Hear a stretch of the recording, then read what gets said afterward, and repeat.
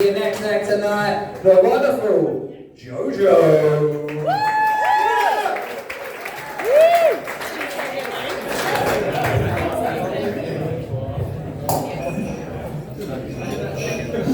Alright, well, good night so far, yeah? Woo! Yeah! Well, try not to ruin it. So, when I was younger, I was told that I would never get to be up on a stage in front of fractions of hundreds of people in a band. Well, look at me now, Mum and Dad. Alright, so straight into the jokes, yeah? So some people in this world, they're lucky, yeah? They're really lucky. They're lucky enough to look like a celebrity.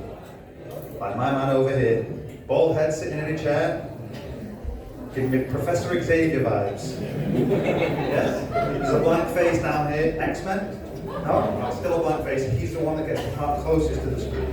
Yeah? And then some people in this world, they're unlucky. They're unlucky enough that they might look like an animal. We all know a rat-faced Mike, or a horse-faced Karen.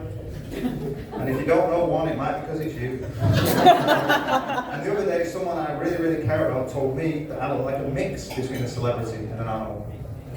They told me I look like a mix between a peaky fucking blinder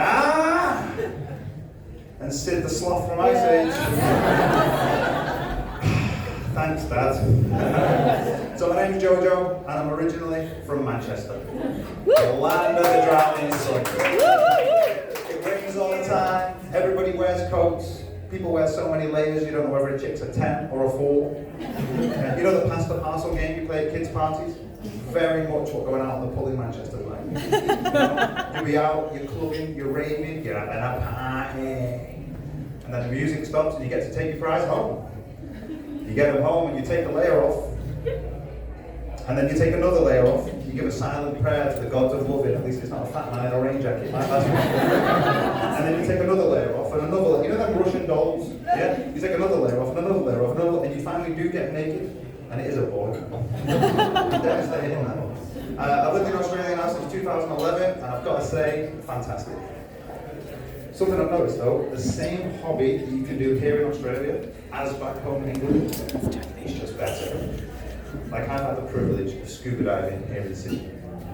Fantastic. Beautiful waters, beautiful coral, beautiful beaches, just beautiful. I've also had the misfortune of scuba diving in England.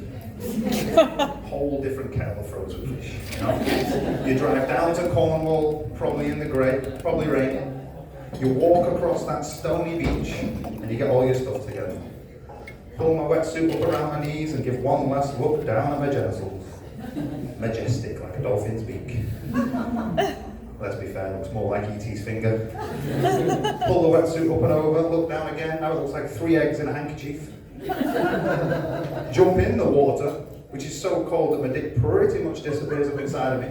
You know, the only bloke with a camel toe, although it's 2024, there's a few of them these days. If I look down again, now it looks like 2 knuckles playing tug of war with a dollar coin. It's not good. By the end of the day, you'll see me coming out of the water, all black wetsuit on, non-gender specific, with a snorkel flopping around on the top of my head. I like a Teletubby coming back from a funeral.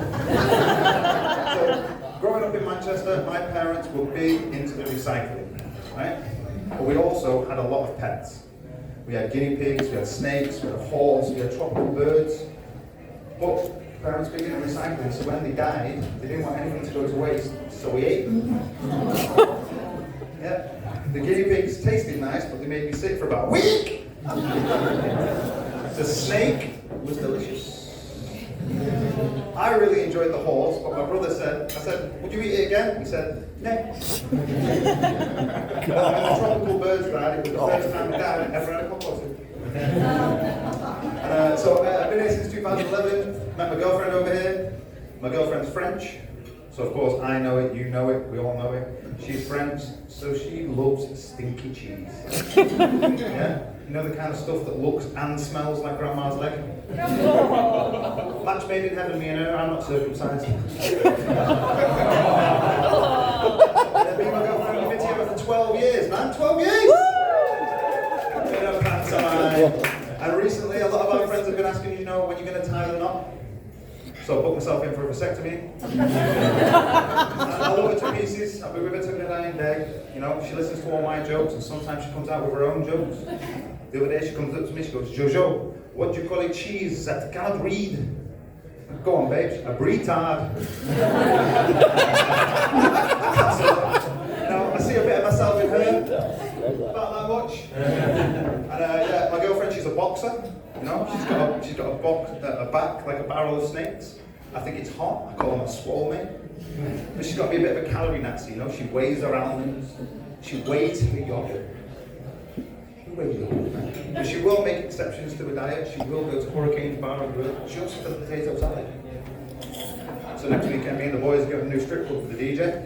And as I say, we've been together for 12 years, so you know, you've got to try a few new things in the bedroom, spice things up, keep it alive, you know. So recently we've been having unprotected sex. I mean, I say unprotected sex, I'm still wearing condoms, I just can't put my guard up or use a safe word. And then one of the best things about my missus, right, is the quality of presents that she buys. Like, I'm the kind of typical bloke who gets given a Dan Murphy's gift card from one guy and fucking off to the next. We've done it, haven't we, boys? We've done it, right? Whereas she puts a lot of thought, time, and effort into it. Last year for my birthday, she got me an autographed photo of Anthony Bourdain. Now, if you don't know who Bourdain was, he was a famous chef in the noughties and the 90s. He was friends with Joe Rogan, he did jiu-jitsu, he did heroin. He was basically the patriarchy's wet dream, right? So she gives me this picture of Bourdain, I leave it on the side table, and now she's taking me out for my birthday. First step, we're going to go for a few drinks. It's a new bar in Newtown, owned by this couple. The guy's from Sweden, and the lady, or his wife, she's from Iran. The bar's called Valhalla Bar. It's pretty good. After that, she's taking me to the cinema. She's chosen the movie for us because she knows me well. It's the new Marvel movie. It's the new Marvel movie that stars Caitlyn Jenner. It's called X-Men. X-Men Apocalypse. Good movie, can recommend. After that, she's taking me to the casino. It's been a good boy this year. Go to the casino, you know, have a few hands at blackjack. We get in there, and the croupier was actually a midget. So no big deal. He was an interesting guy. You know, talking about how he was giving up for adoption as a kid. Giving up for adoption. Must have been a tough life growing up in that orphanage. But he turned his life around. He was working at the casino, and he just moved into his normal-sized girlfriend. And since living with her, he found it much, much easier to put food on the table. Anyway, we broke even at the casino. We go back home. Get back home to the living room, get back home to that side table, and the picture of Bourdain is nowhere to be seen. All over the living room, behind the sofa, in the kitchen, in the fridge, on the balcony. Couldn't find it anywhere. So I went to bed. The next morning, I woke up to go to work, went down to the garage, opened up the garage, and there's that picture of Bourdain up on the wall. So I knew it was authentic, just like the real one it hung itself. I like the joke, where are we going from there? The other day, I had an epiphany. Thank you. You know, one of them events that happens in your life that makes you change the way you look at the world? So I was driving to work, holding on the side of the road, and I went into this little cafe to get myself a drink. I'm coming out with a coffee, I walk outside, I look across the road, and I see there's a ranger just about to get hit. And I also noticed that he's not just parked in the no parking zone, I'm parked in the disabled parking zone. Normal parking fine is $120. Can live with that. Parking in the disabled parking zone, $450. So come on, Jojo, think fast, mate. How are we going to get out of this? So I put my keys in my shoe. I start walking over to the van, doing my best Forrest Gump impression. The ranger sees me, and he puts his little iPad away, like, get in! And then I get to the van, realise I need the keys to get in the van. And that's when I had the epiphany. Maybe I am disabled. I'll finish up this one, I'll get out of your way. So does anybody here have a nickname for the genitals?